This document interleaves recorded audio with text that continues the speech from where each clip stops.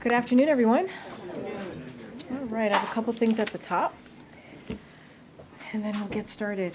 As the President said over the weekend, we have been working in good faith and across the aisle to make real progress on one of the most important issues we are facing, securing our border. Now we need Speaker Johnson to step up and provide the authorities and resources we requested to secure the border. I want to point out one thing to all of you. Until recently, Speaker Johnson has also advocated for new resources and new legal authorities via legislation to secure the border. The Trump administration argued the same thing with the full-throated endorsement of then Congressman Mike Johnson. For his part, over the last 2 months, President Biden and his team have been working with a bipartisan group of senators to put together the toughest, and the fairest border security bill in history. This bipartisan agreement would deliver the resources the president asked for in his supplemental, like 1,300 new Border Patrol agents, 375 new immigration judges, 1,600 new asylum officers, 100 cutting-edge inspection machines to catch fentanyl. It would also provide a president with a new emergency authority to secure our border when it becomes overwhelmed. And as you heard from the president, he would use that authority if the bipartisan agreement became law. Now, if Speaker Johnson continues to believe, as President Biden and Republicans and Democrats in Congress do, that we have an imperative to act immediately on the border, he should give this administration the authority and funding we're requesting to secure the border. Now, after 3 months ago, President Biden issued a landmark executive order to ensure that America leads the way in seizing the promise and managing the risks of AI. The order directed sweeping action to strengthen AI safety, security project, and protect Americans' privacy,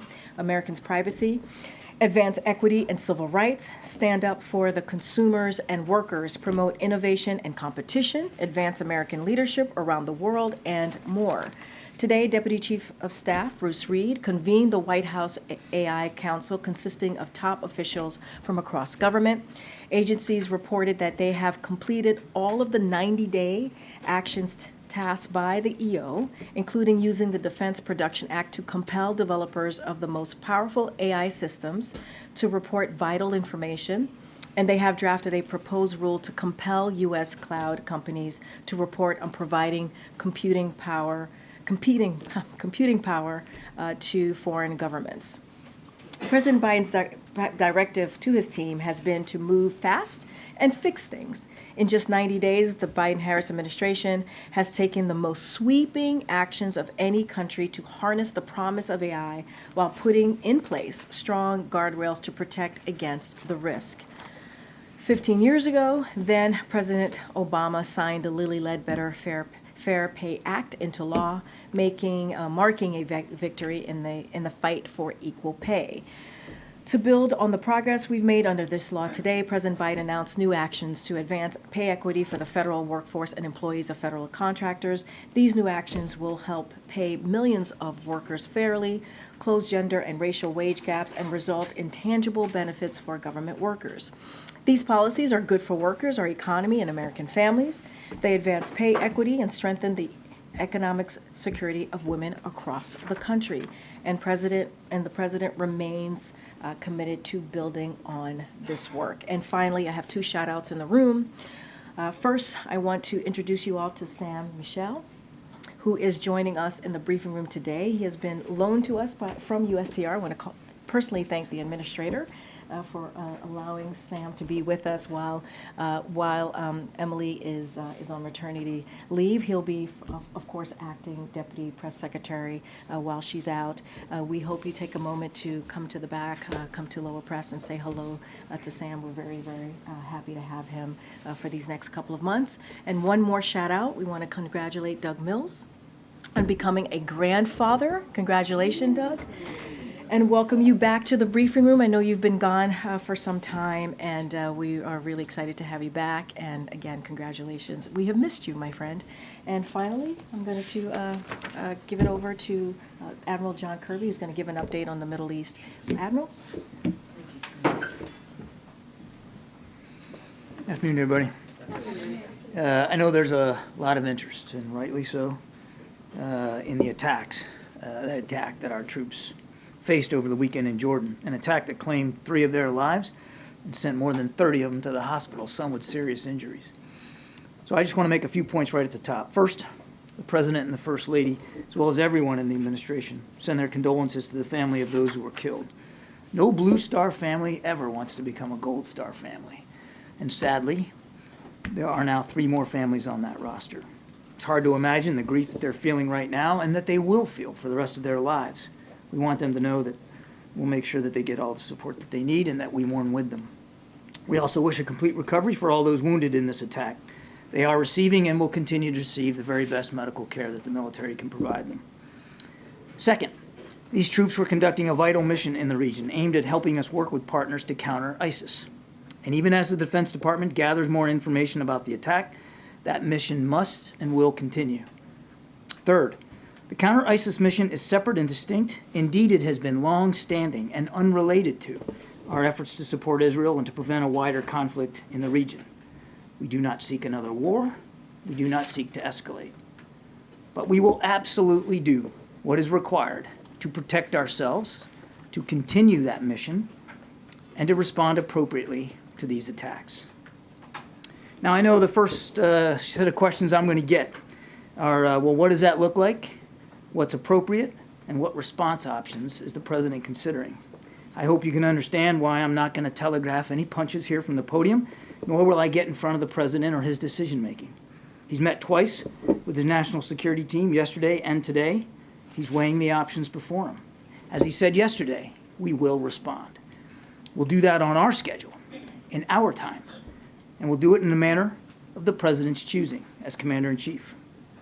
We'll also do it fully cognizant of the fact that these groups, backed by Tehran, have just taken the lives of American troops. And I think I'll leave it there. Now, quickly, just on one other topic. Over the weekend, National Security Advisor Jake Sullivan held more than 12 hours of meetings in Bangkok with his counterpart from the People's Republic of China, Director Wang Yi. Mr. Sullivan and Director Wang took stock of progress on key issues following the meeting between President Biden and President Xi back in November.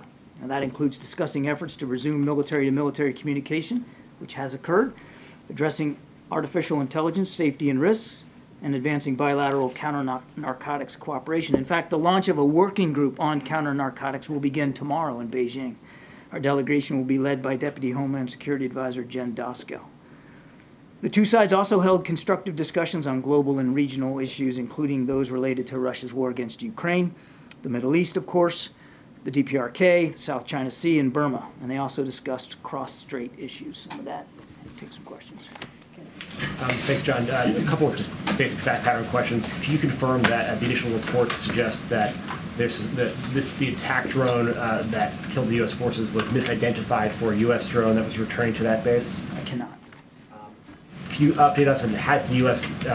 definitively confirmed attribution of the attack beyond just vaguely Iran-backed militias? Do you have a specific militia group that you know launched this attack? We're still working our way through that right now.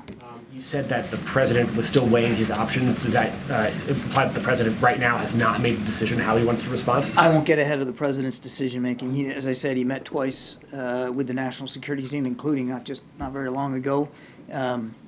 When we have something to speak to, we'll speak to it. And speaking to it, will we hear directly from the President? Will he speak to the American people about this attack and his response when it happens? Well, he mentioned it yesterday in South Carolina. I don't have anything on his schedule to speak to, but I have no doubt that he'll continue to communicate with the American people about how important it is that these missions continue and that our troops and our facilities are safe. And last one for me, has the President directed any change to force posture in the region to protect American troops there? We don't talk about force posture changes one way or another, and we certainly don't pre-announce them, particularly when it comes to areas on the ground that are potentially under threat. I can just tell you that The president's confident that the Defense Department under Secretary Austin will do what they got to do to look after force protection issues. John, do you expect the president would go to Dover for the dignified transfer when these Americans are returned to the United States?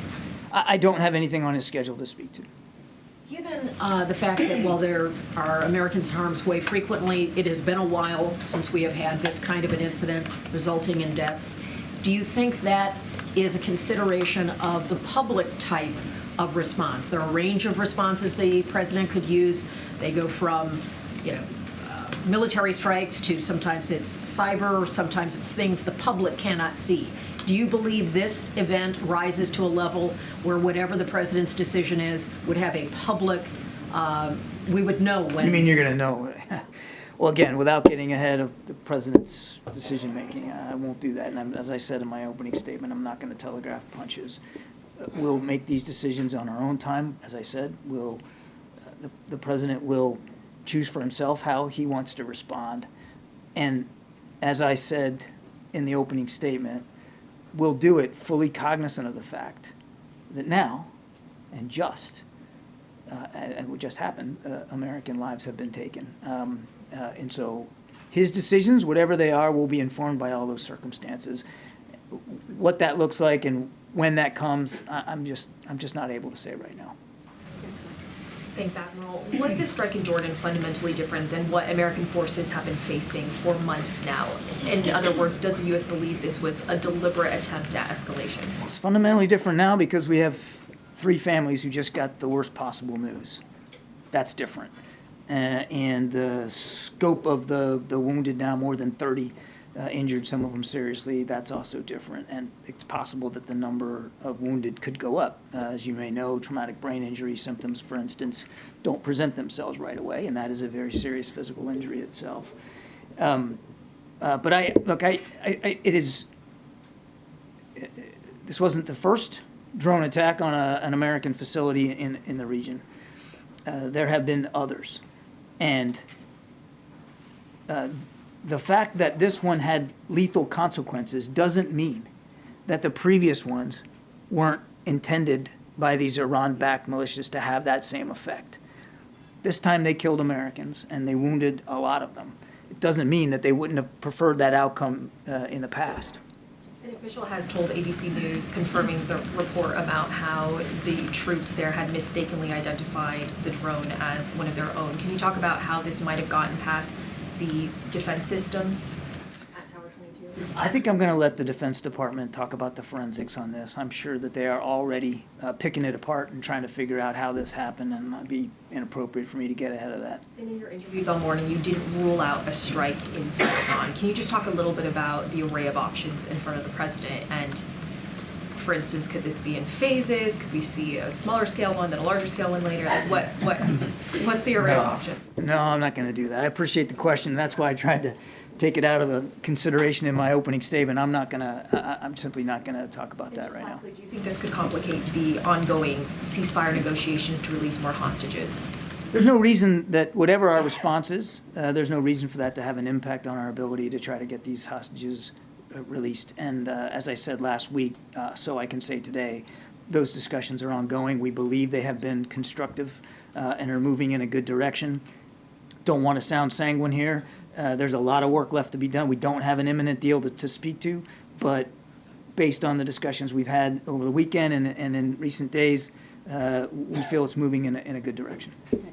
Thanks, Karine. John, how does the president balance a desire to not see escalation in the region with a decision to respond? That's the hard part of it, isn't it, Jeff? I mean, that's what being commander-in-chief is all about, is acting in accordance with our national security interests. What's unacceptable to those interests and what has to be done to protect those interests. There's no easy answer here. And that's why the president is meeting with his national security team, weighing the options before him. He'll do that as he's done in the past in a very careful, deliberate way so that our national security interests are best preserved. And has the president, has the administration communicated via a third party to Iran the message that you're saying on TV about not wanting to have escalation? I am not aware, as you and I are speaking, that there's been a private message relayed to leaders in Iran. We have done that in the past, but as you and I are speaking right now, I'm not aware of such a mechanism. And just on the hostages, can you give us an update on the latest there and what you expect in terms of a ceasefire? Well, again, the discussions have been pretty constructive. What we're, and I want to be careful here because don't want to say anything that would torpedo the deal we're trying to put in place. But what we're trying to work on is another humanitarian pause of sufficient duration that will allow a large number of hostages to get released. And as you've seen in the past, when we did this back in November, you got to have a pause in the fighting to get them safely out. So that's what we're aiming at. And then, of course, if you get that period of time, whatever that ends up being, then you can take advantage of it to get more humanitarian assistance. And certainly, when there's a pause in the fighting, that means there'll be a reduction in civilian casualties, which is also a goal of ours. Admiral, can you confirm, is the president currently actively considering potential attacks inside Iran? We are not looking for a war with Iran. We are not seeking a conflict with the regime in a military way. And as I said in the opening, we're not looking to escalate here. This attack over the weekend was escalatory. Make no mistake about it. And it requires a response. Make no mistake about that. I will not get ahead of the president's decision making. So you're not saying either way whether striking inside Iran is or isn't We are on the not looking table? for a war with Iran, MJ. I am not going to speak to the president's decisions. And the administration's assessment for a number of months now has been that Iran does not want a direct war with the U.S. either. Does yesterday change that assessment? I'm not at liberty to discuss or to speculate about what the supreme leader wants or doesn't want. Clearly, these attacks continue, and now they've had lethal consequences. We know these groups are supported by Iran. Make no mistake about that. We know that. And this administration has taken action in the past to hold them accountable, and we've taken action over the last 3 years to hold Iran accountable for a range of destabilizing activities. Issued more than 500 sanctions, or 500 entity sanctions, just since we came into office, as well as changing our force posture in the Middle East appropriately. So we'll just, we'll continue to look at the options available to us. Is it clear to you now whether the attack yesterday was at Iran's direct urging, or if this was more a proxy group that was mostly acting on its own? I'm not going to talk about intelligence issues. We know that Iran supports these groups. The degree to which they order and direct is something that intelligence analysts will look at. We know they support them. We know they resource them. We know they train them. We know that they're certainly not discouraging these attacks, whether it's attacks by the Houthis, what Hamas did on the 7th of October, what Hezbollah has proven capable of doing, and now, of course, what these militia groups continue to do in places like Iraq and Syria, and now Jordan. And just one last one on the UNRWA controversy. Israel says that they have information about 13 employees who were connected to the October 7th attack. Do you have any reason to believe that that might have been more widespread, that there could be information that later indicates that it was beyond those 13 people? I haven't seen any information that affirmatively makes that case, that it's more than now 13. I think last week we were looking at a dozen. That's why an investigation is so dang important here, so that we can look at the scope of the problem set. But you got 13,000 UNRWA employees, the UN Relief and Works Agency. You have 13,000 of them in Gaza alone.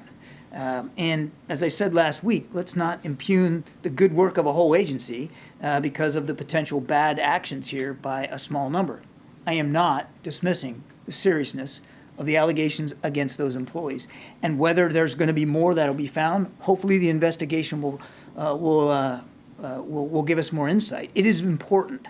And look, the UNRWA staff, Commissioner General, and the UN Secretary General Guterres last week made it clear they're taking this seriously.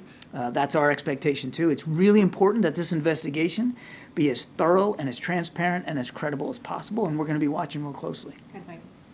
John, can I push you a little bit more on the hostages and the linkage between the potential linkage between the hostages and whatever action you guys decide to take? one of the things you guys have talked about since October 7th is how intertwined the region is, whether it's Lebanon and Hezbollah or Hamas or Iran or the Houthis, and the difficulty with not wanting to set fire and a spark in one place that then goes all around the region. So what gives you any confidence that if you guys are close to a deal on the hostages and then the president orders a strike, that deal doesn't fall apart as a result of outrage and anger in the region at the actions of the United States? And how does the president make that calculation, given 6 Americans still in Gaza and the other hostages and everything else? I didn't say we were confident, though, Mike. We're mindful of the way some actors in the region are trying to make connections across the region. What I said was, there's no reason why our work on a hostage deal needs to be affected or impacted by what happened over the weekend or what we do about what happened over the weekend, and we will respond. We still want to keep the work going, our shoulder to the wheel on this hostage deal, and we'll just have to see where it goes. I also want to repeat what I said earlier. We're not overly sanguine here. We're not cocky.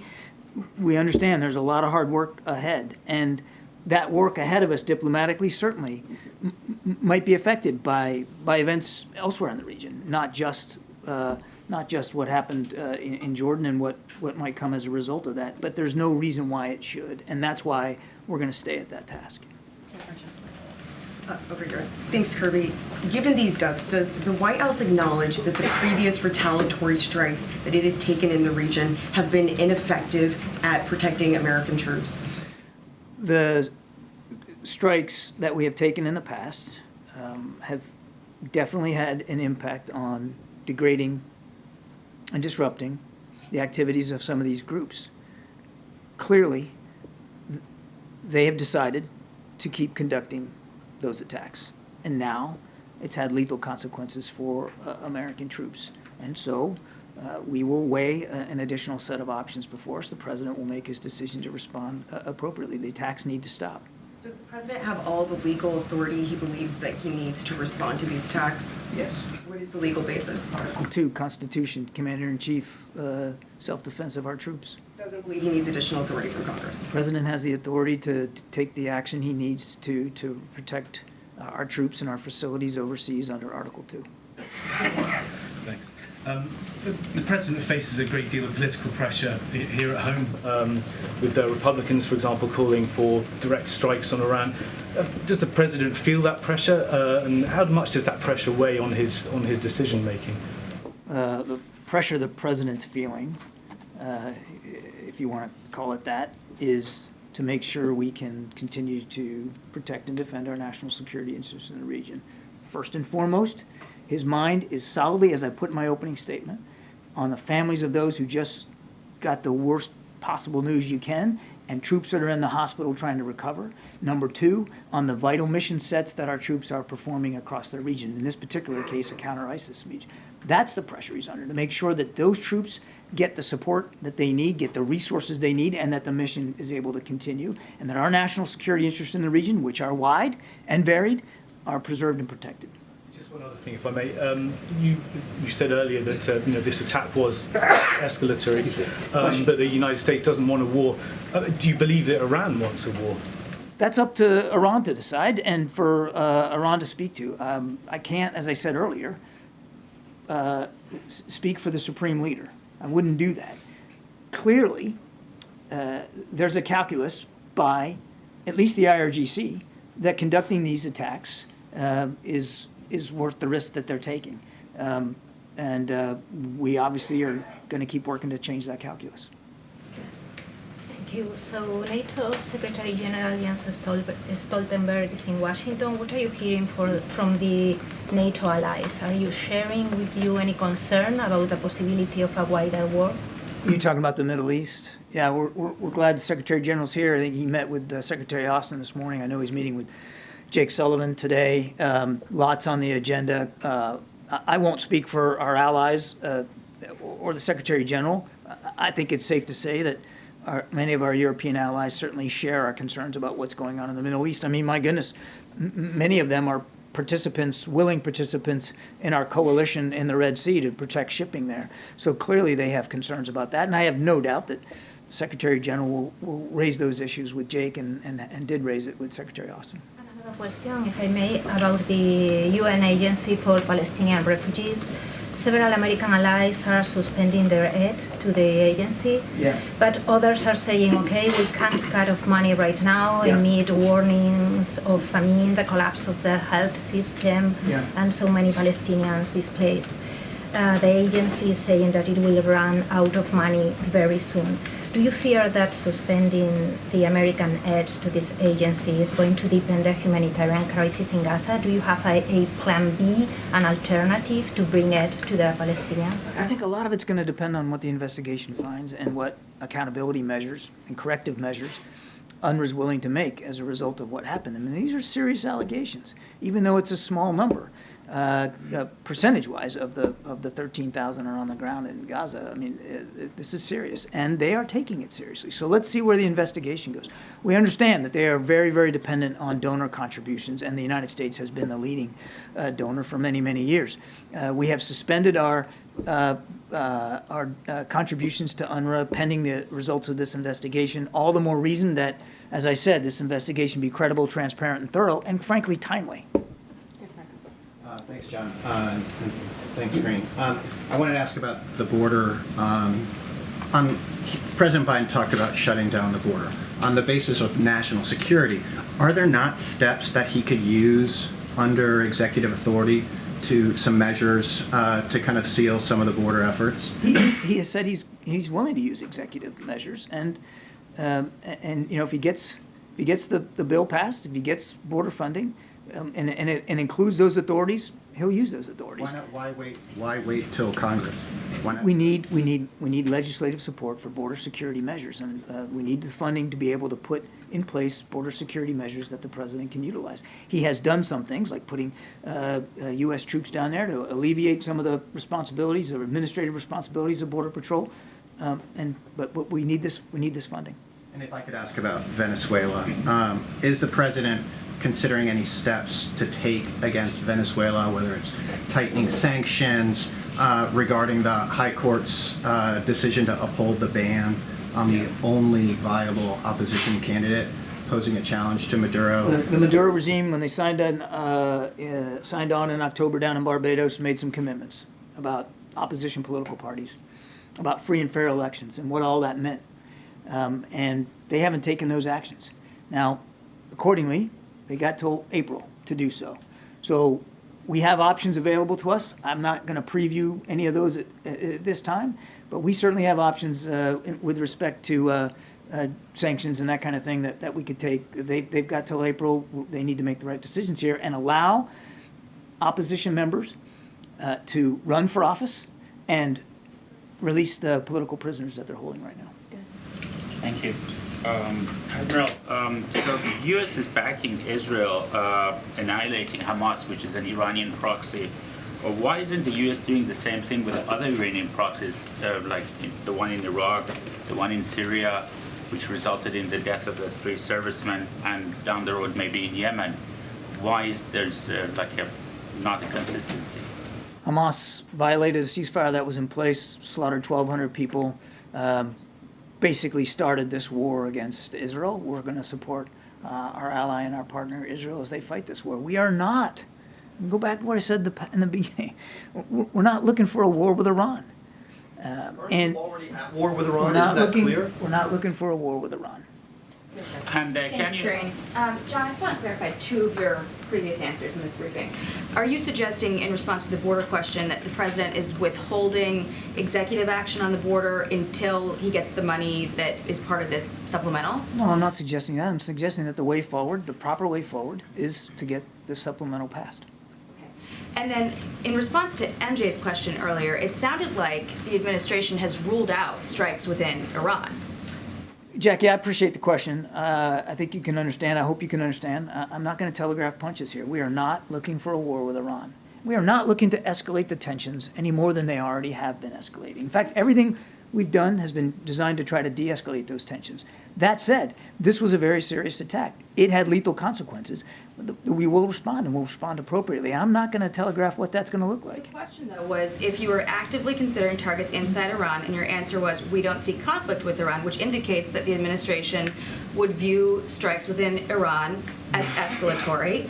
And so is it that the administration ultimately does not hold Iran responsible for these attacks, or that the current level of risk and loss to U.S. troops is somehow acceptable? I do appreciate the question and the chance to say it again. I am not going to telegraph punches for the President of the United States. I'm not going to get ahead of his decision space and how he's going to respond. We'll respond appropriately. And you're right. This attack had lethal consequences, which these attacks in the past have not had. And as I said in my opening statement, as we work through what those options are, we'll be mindful and informed by the fact that there are now 3 American soldiers that have been killed. So it's clear, obviously, that didn't work. Does the president have any regret over not punching back harder in any of the prior responses that he's taken to these proxy attacks on U.S. forces? I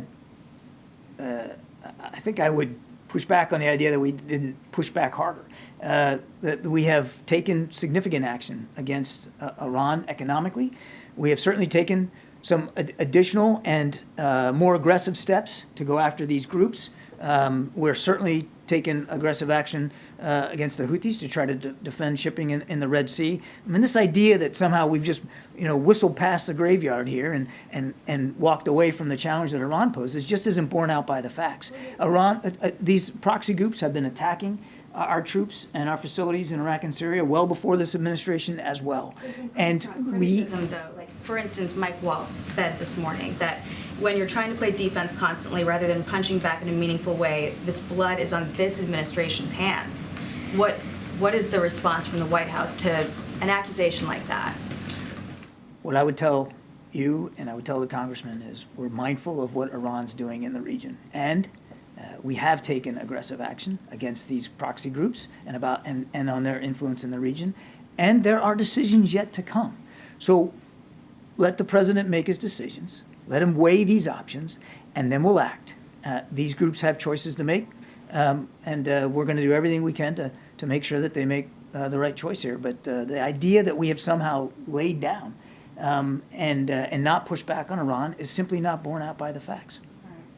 John, in Israel over the weekend, some ministers from the Netanyahu government attended a conference that is calling for Israel's resettlement of Gaza. Did the administration notice that? Did you have any view on that? Some of this rhetoric and the language that was attributed to some of these ministers at this event, irresponsible, reckless, incendiary, I'd go so far as to say, and certainly doesn't comport with our strong policy statement, what we have made clear, that there can be no reduction in Gazan territory. What does it say, though, about the persuasive efforts you've made to try to prevent Israel from pursuing these settlements? Look, I wouldn't, you got a couple of ministers in the cabinet using this reckless behavior or conducting this reckless behavior and making these incendiary comments. That doesn't mean that we still don't have an open line of communication with Prime Minister Netanyahu and his cabinet, the war cabinet, and that they haven't been receptive to listening to us and to our messages. These are individual cabinet members. They can speak for themselves and what they said and what they did. It doesn't comport with our view, and we find it reckless. In the back. Thank you. Oh, sorry. Good. You said that the president, in his response, has authorization under Article 2. Does that mean that he's planning to bypass Congress in any matter of war in terms of this response? I'm not going to get ahead of his decision making. He has the authority under Article 2 as Commander-in-Chief. And as we have in the past, so we will in the future appropriately inform leaders in Congress about what we're doing in keeping with that authority. Okay, so I just want to follow up because the president was sent a letter on Friday from a bipartisan group of lawmakers, and he had been accused of unauthorized strikes against the Houthis by bypassing Congress. They said no president, regardless of political party, has the constitutional authority to bypass Congress on matters of war. Do you think that that would apply here, given this escalation? We're not at war with the Houthis. We're not looking for a war with Iran. The president is comfortable that he has the appropriate legal authorities to act in self-defense of our ships, our sailors, and our troops and our facilities at sea or shore. Right. Isn't it time to involve the American people? I mean, given the fact that the American people were not happy about, I suspect the American people are not happy about attacks on commercial shipping in the Red Sea. I also suspect they're not happy about seeing American troops killed at a base in Jordan. The president has the authority to defend those troops and those facilities, and he'll do that. He's weighing all of his options. This is an election year. Is the president looking at his polling when he's weighing all of these options? Is the president looking at what? My goodness.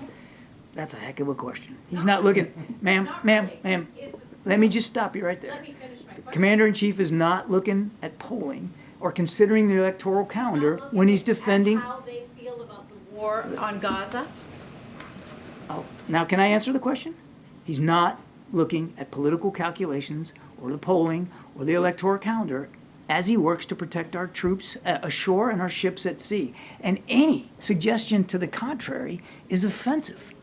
Is he looking at the polling with respect to, Ma'am. does the American public want a broader Middle East conflict when he weighs his political decision-making? Ma'am, I've answered that question. Okay, let's go. You didn't answer that question. Is he weighing that? He is not concerning himself with the political The calendar. American public have the opportunity to weigh in on whether they want Ma'am, Made in I America have stamped answered your- on the bombs Ma'am, I've that are answered your going to be question. dropped. We're going to move on. Go ahead, Phil. Thanks, Karine. You touched on this briefly in response, I think, to Jackie's question, but what is the president's response to Republican critics who are of the mind that this attack was the result of perceived weakness? For instance, the chairman of the House Armed Services Committee said that President Biden's fear of escalation has morphed into a doctrine of appeasement. They can speak for themselves. That's obviously not the way we see this. We have held Iran accountable, as I've said, through various means and methods. We will continue to do that. We'll continue to act to defend our troops and our facilities and the missions and our national security interests. And then a follow-up on the border. The terms of the Senate deal that are under discussion would give DHS expulsion authority if border encounters hit an average of 4,000 a day over the course of a week. Does the president consider that threshold of daily encounters a crisis? I'm not going to negotiate in public. I'm just asking, of course. You're asking me about a specific provision that you allege is in the deal. And as Karine has said many, many times, and she's absolutely right, we're not going to negotiate here in public of what's in or what's not in this deal. Setting aside the deal in question and waiting for more details to come to light, is there a number in particular with regards to border crossings that the president would see The as a president crisis? himself has talked about the fact that there's a crisis going on at the border and the numbers are too high, and we're going to do what we have to do regionally, not just with our own border patrol, but regionally with Mexico and other countries to see if we can get that number down. Thanks, sir. A question on Venezuela. My colleagues are reporting that the administration will restore sanctions on the country's energy sector if opposition candidates are not allowed to run. If Venezuela were to lift that ban, would the U.S. not take the options that you were referring to earlier? A lot's going to depend here on what Maduro and his regime do. They've got till the spring to honor their commitments, the commitments they made back in October, to allow opposition parties and opposition candidates to run freely as qualified for president and to release political prisoners. They've got they've got decisions they have to make before we weigh what decisions we'll take. John? Thanks a lot, Karine. John, the Iranian Foreign Ministry has denied any involvement in this drone strike in northeast Jordan. What's your response to that denial? They support these groups. They resource them. They provide them weapons. They train them.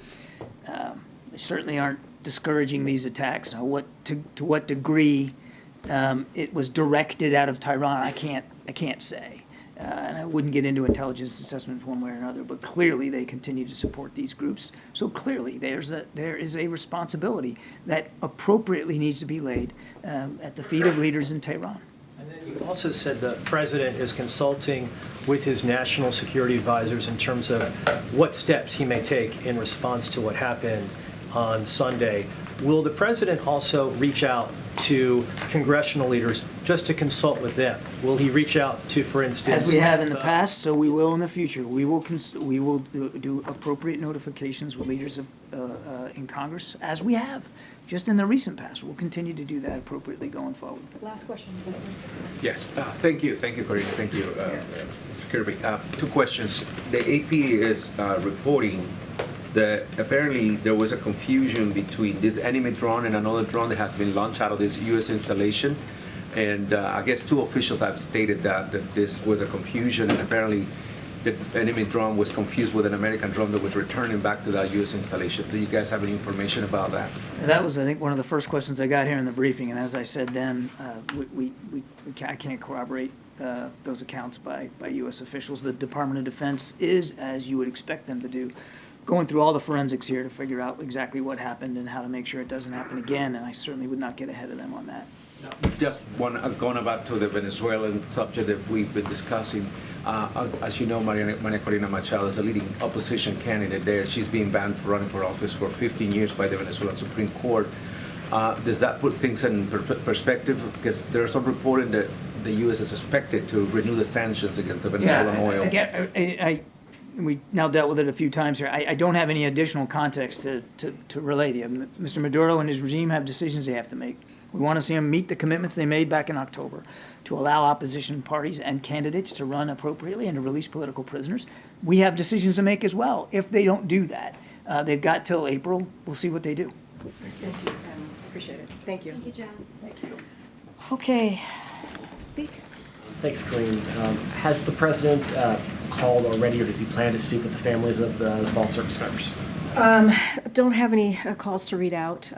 Obviously, and as Kirby started off this briefing, obviously the President and the First Lady sent out their deepest condolences and heartfelt thoughts to the families, to their friends, and also the units, their unit as well. And this is a sad day.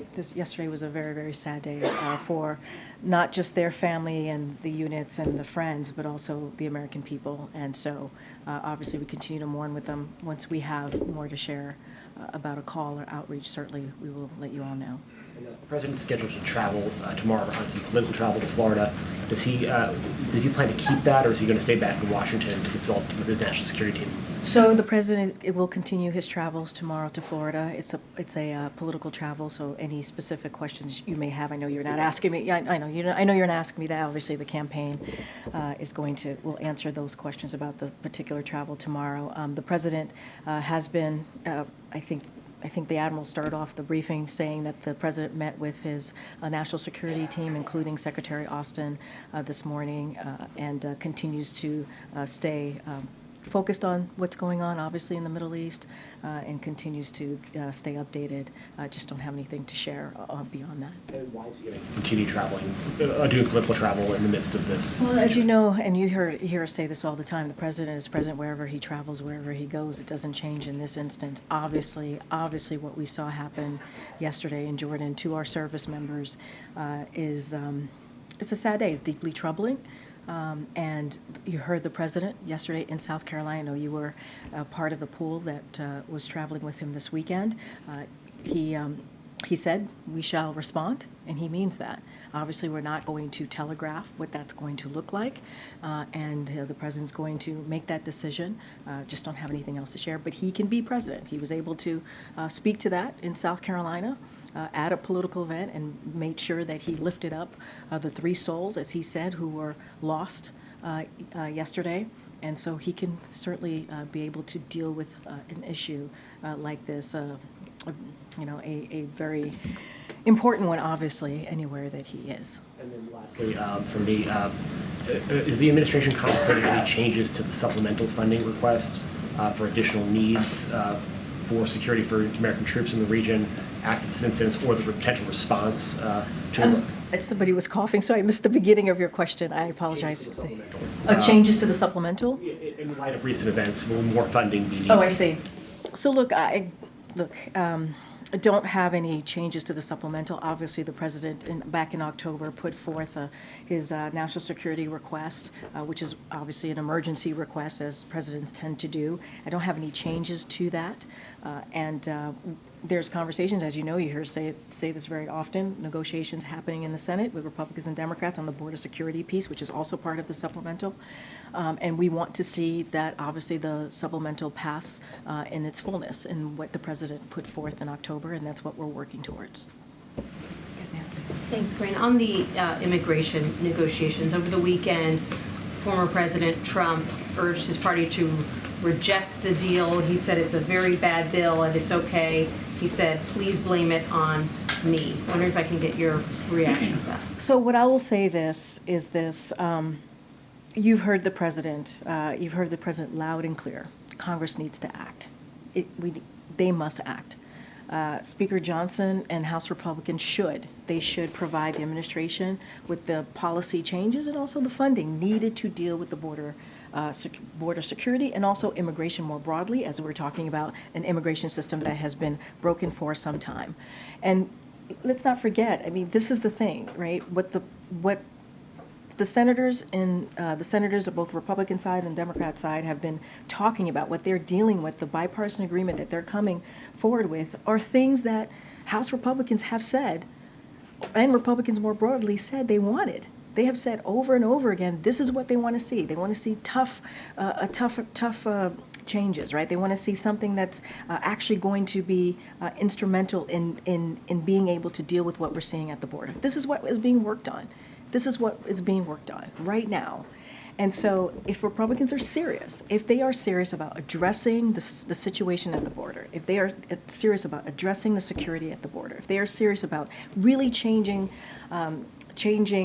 real policies and coming up with policies that's going to make a difference and putting forward resources, then they would be part of getting this bipartisan agreement passed. This is exactly what they've been asking for, literally what Republicans have been asking for. And now here it is. It's coming to fruition. It's being discussed. There's potential bipartisan agreement. That's what the American people want to see. 75% of the American people have said that they want this issue to be dealt with. An issue that, again, that they have been for years. So they should get on board. They should get on board and help the senators get this done. Why do you believe Republicans haven't gotten on board? That's for the speaker to speak to. He's been very vocal about this. The speaker seems to want to make this a political football, right? It's like a hot potato. They don't want to hold on to it. But this is exactly what the senators are talking about as it relates to the border security. Coming up with a bipartisan agreement is exactly what they've been talking about. Coming together with a tough, fair, bipartisan agreement that deals with the issue, policy changes, funding, and resources, right, that is needed so that we can deal with what's happening at the border and also really deal with the immigration system more broadly. If the deal does fall apart, are there elements of it that the White House could tackle on its own without Congress? So look, I don't want to get into hypotheticals. There's a deal happening. If I answer that, right, then it's getting in the way of the negotiations. I don't want to do that. I want them to have the free space to be able to have honest, good faith conversations as they've been doing for the past 2 months, and we appreciate what's happening in the Senate. We want to let that process go. We think it's moving in the right direction. Obviously, the president supports what's happening. Our team has been working with them for the last 2 months. It is important discussion, and we believe, again, we can get this done, and we appreciate Republicans and Democrats in the Senate working for the past 2 months through the holiday as well to really try and work out a bipartisan agreement. Thanks, Karine. The president said the border deal that's being negotiated in the Senate would give him the power to close the border. Speaker Johnson, however, is saying the president already has the authority to do that without congressional action on this. What's your response to that? So I'll say this. Speaker Johnson has been very clear as well when he was pushing H.R. 2, even during the Trump administration, that presidents need they need actual authority, right? They need authority, enforcement authorities, and they have said this. The Speaker, when he was then Congressman, Johnson said this: a president needs authority to actually deal with the border and actually deal with the security at the border. And so I don't know what's changed. I don't know why all of a sudden he believes that the president doesn't already has the authority when he says that the president needs authority. This is something the Trump administration said. This is something that they agreed when the Trump administration said.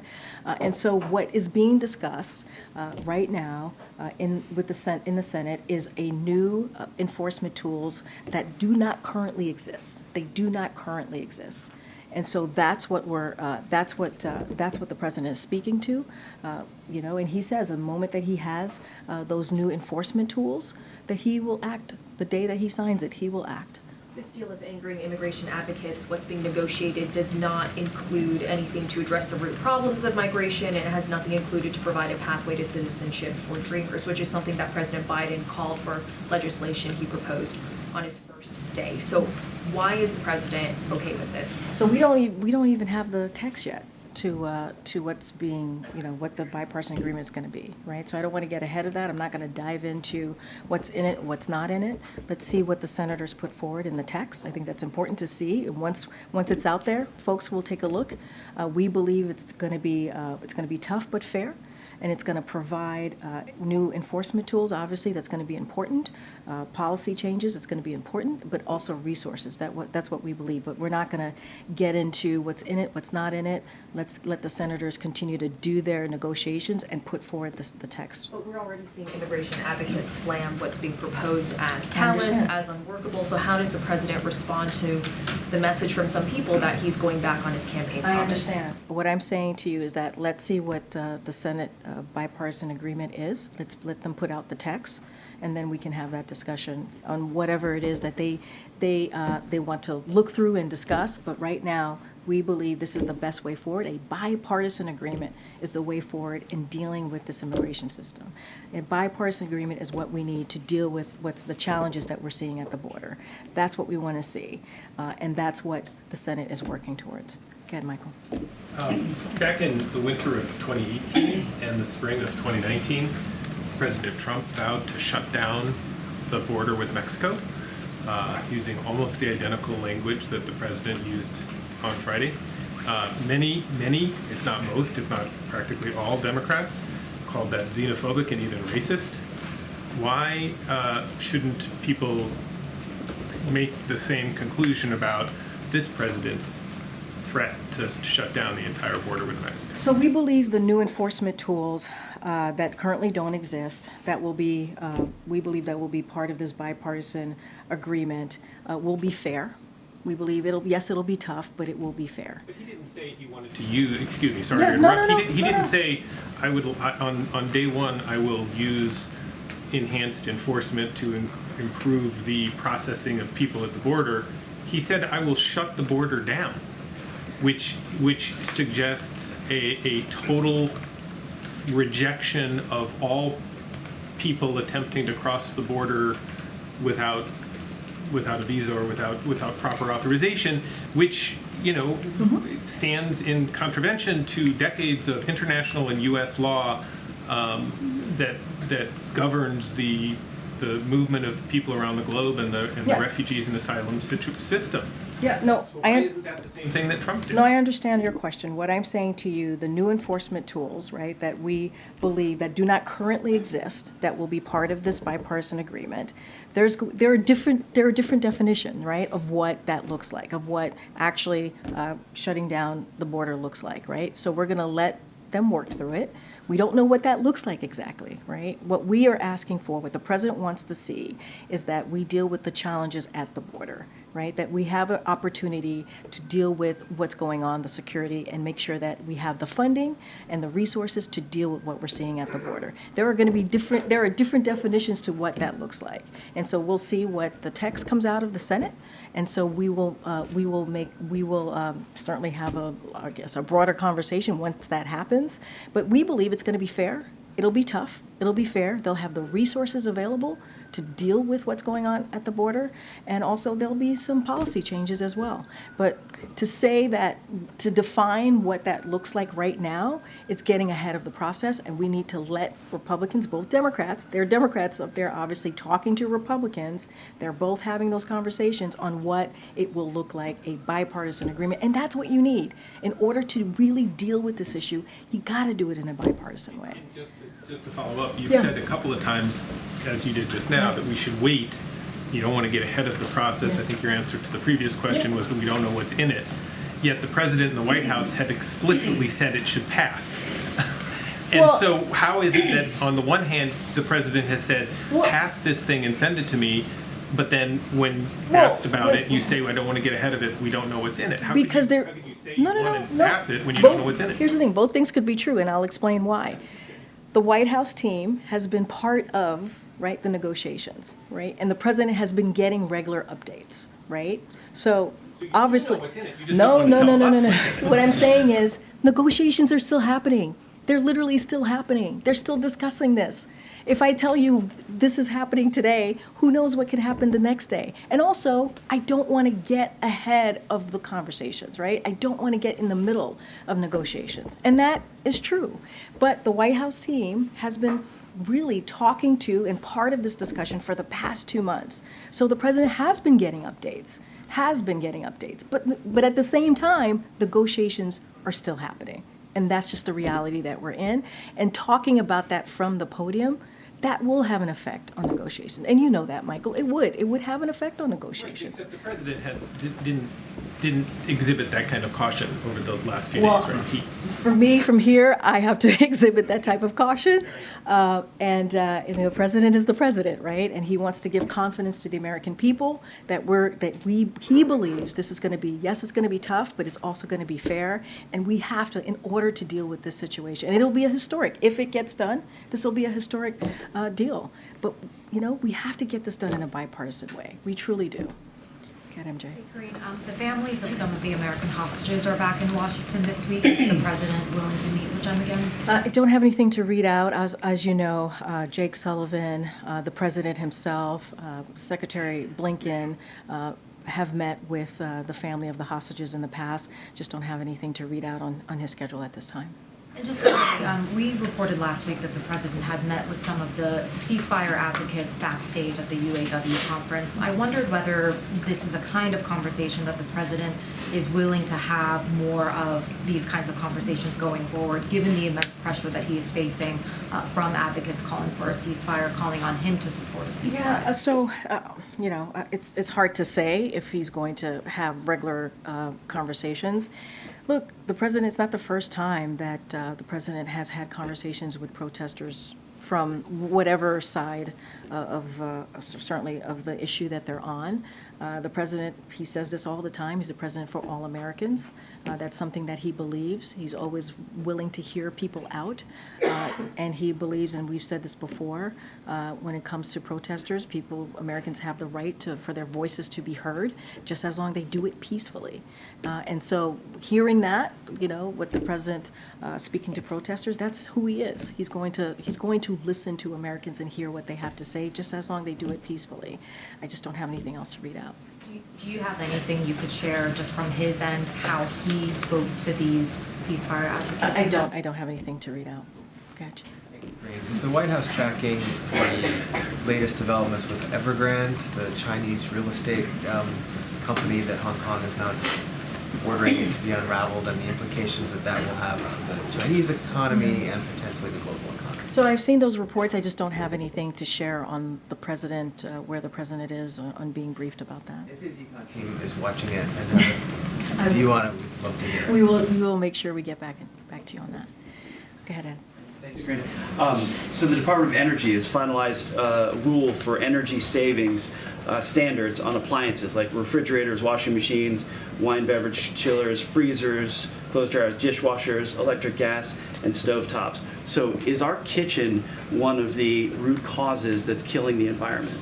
So let me just start from the top here, because I do have a couple of things to say. As you just stated, the Department of Energy today, they finalized a congressionally mandated energy efficiency standard for residential cooking, as you just laid out, the different products. And what it will do, it's going to reduce household utility costs while improving appliance reliability and performance, which is really important. The standards, these standards, which reflect a joint recommendation from a wide range of stakeholders, including the Association of Home Appliance Manufacturers and Consumer Federation of America. They are projected to save Americans approximately $1.6 billion on their utility bills over 30 years. And so this administration is always committed to using every tool at our disposal to lower costs. This is certainly an option here, right? Something that we've taken action that we've done, and is going to be obviously for American families across the country. Altogether, the energy efficiency standards advanced by this administration will provide nearly $1 trillion in consumer savings. But the standards, the effects of the standards outweigh the cost of the regulations to the companies that have to build these things with workers and. Do the effects to the environment? Do the effects to the environment outweigh the added costs of the regulations for new manufacturing plants to be built, changing standards, redesigning equipment, that kind of thing? So look, we're talking about making sure that these products are efficient, right? Making sure that they're working in a way that's not just, that obviously still have the performance that they need, obviously protecting the environment. But I think one other big benefit, as I just laid out, is making sure that we're saving Americans money. I think that's important. That's important that we're able to do that. $1.6 billion over 30 years, that's what Americans want to see. And let's not forget, this is a congressionally mandated energy efficiency. So this is something that Congress went through. This is something that they evaluated, and that's how it got put forward to the Department of Energy. So this has had a lot of eyes on it, right? This has had a lot of research to make sure that this was the right thing to do for the American family, the American people, and I think that's what should matter. One more, if I might, on Iran, actually.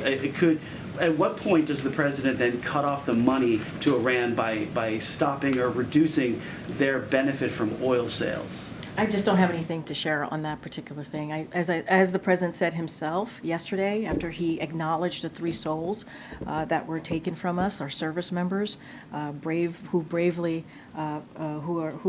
protect our national security and obviously us as a country. He said that we shall respond. So I'm just going to not get ahead of that. Okay, go ahead, Brian. Thanks a lot, Karine. On the border, when the president said that he would shut down the border, does that mean that the president would temporarily sign off on shutting down border crossings at ports of entry? I'm not going to get into specifics and details. The president is very clear. He wants to make sure that we deal with the border security, that we deal with the challenges at the border. And he has said if these new authorities, right, these new enforcement authorities were made into law, obviously he would use it. They're working through the text, right? The Senate is working through the text on what that looks like, how that is defined. So not going to get into specifics from here. Give us a little bit more about what the president meant when he said he would shut down the border. Well, it's very clear. He'd stop people from being able to cross back and forth What for he jobs, wants to for do employment, is for trade. No, I hear you. What he wants to do is make sure that we deal with the challenges at the border. That is what he wants to make sure that we do. He wants the new authorities, the new enforcement tools that is being discussed, that he believes, if it's put into law, will help him deal with the issues at the border. And not just that, we're talking about immigration policy, actually doing meaningful changes to immigration policy so that we can deal with a broken system, a broken immigration system that has been broken for some decades now. And so we'll have some, I'm sure once they come and have a bipartisan agreement, the text will be released, and then we'll have more to share there. I think I have to go. I have to go. Is what you're saying, right? Well, Shut down the border means shut down the border? I'll say this.